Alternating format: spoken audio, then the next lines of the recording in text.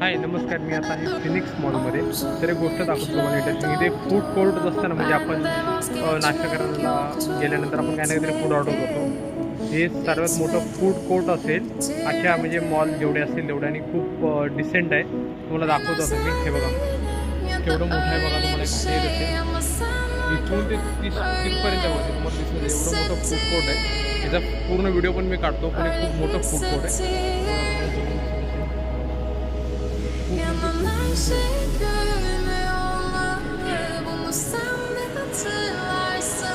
आणि वेगवेगळे ब्रँड्स आहेत इथे. वेगवेगळ्या ब्रँडचे काउंटर आहेत आणि काउंटरच्या समोर त्यांनी चेअर अरेंज केलेले आहेत.